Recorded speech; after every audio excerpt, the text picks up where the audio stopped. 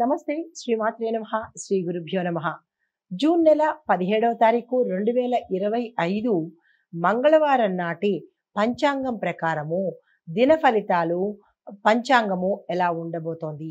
ఈ రోజు పంచాంగం ప్రకారము శ్రీ విశ్వావసు నామ సంవత్సరం ఉత్తరాయణం గ్రీష్మ ఋతువు జ్యేష్ఠ మాసం కృష్ణపక్షం సూర్యోదయ సమయము తెల్లవారుజామున 5:45 సూర్యాస్తమ సమయం సాయంత్రం 6:48 ఈ రోజు తిథి షష్ఠి మధ్యాహ్నం 2:43 వరకు.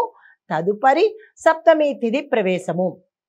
నక్షత్రం శతభిష నక్షత్రం రాత్రి 12:50 వరకు.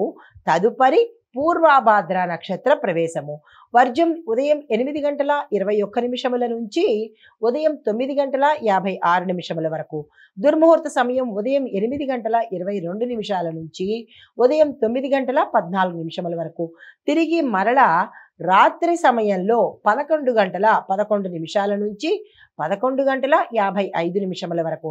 రాహుకాల సమయం మధ్యాహ్నం 3:32 నుంచి సాయంత్రం 5:10 వరకు. యమగండ కాలం ఉదయం 9:01 నుంచి ఉదయం 10:39 వరకు. బ్రహ్మముహూర్త సమయం తెల్లవారుజామున 4:09 నుంచి తెల్లవారి 4:57 వరకు. ఈరోజు అమృత గడియలు మనకి సాయంత్రం సమయంలో 5:53 నుంచి రాత్రి 7:28 వరకు.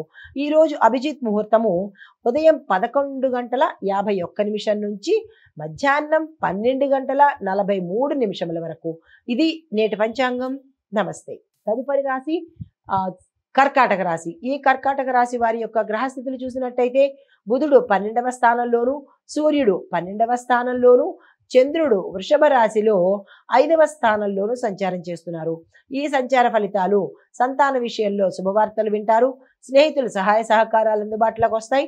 వృత్తిపరంగా కొంత సాంతన అంటే కొంత ఉపశమనం కలిగే అవకాశం గోచరిస్తోంది. మీకు చెప్పదగిన పరిహారము శివాలయంలో శివపార్వతులకు పూజ చేయించుకోవడం కనుక చేసినట్టయితే సానుకూలమైన ఫలితాలు పొందుతారు. తదుపరి రాశి సింహరాశి. ఈ సింహరాశి వారి యొక్క గ్రహస్థితులు బుధుడు 10వ స్థానంలోను, సూర్యుడు 11వ స్థానంలోను, చంద్రుడు వృశ్చిక రాశిలో 4వ స్థానంలోనూ సంచారం చేస్తున్నారు. ఈ సంచార ఫలితాలు ఉద్యోగంలో పదోన్నతికి అవకాశం ఉంది. కుటుంబంలో సమస్యలు కొంచెం తగ్గుముఖం పట్టేటట్టుగా గోచరిస్తోంది. దీంతో పాటు మీరు ఆత్మస్థైర్యంతోనే మీ యొక్క సమస్యలను మీ అంతట మీరుగా సానుకూలం చేసుకునే అవకాశం కనబడుతోంది. అయితే మీకు చెప్పదగిన పరిహారము సూర్యారాధన తప్పనిసరిగా చేయండి. సూర్యారాధన చేసేటప్పుడు మాంసాహారము మద్యాన్ని ముట్టకుండా నియమనిష్టలతో చెయ్యండి. తదుపరి రాశి కన్యా రాశి. ఈ రాశి వారి యొక్క గ్రహస్థితులు బుధుడు 9వ స్థానంలోను, సూర్యుడు 10వ స్థానంలోను, చంద్రుడు వృశ్చిక రాశిలో 3వ స్థానంలోనూ సంచారం చేస్తున్నారు. ఈ సంచార ఫలితాలు సంతానంకి శుభ సమయము, అంటే సంతానం కోసము ప్రయత్నం చేసే వాళ్ళకి శుభ సమయము, సంతానం ఉన్నవారికి కూడా సంతానం వల్ల శుభ సమయము ఏర్పడబోతోంది. అయితే సోదరులతో మంచి సంబంధాలు ఏర్పడతాయి. సమయానికి మీకు వారి యొక్క సహాయ సహకారాలు అందుబాటులోకి వస్తాయి.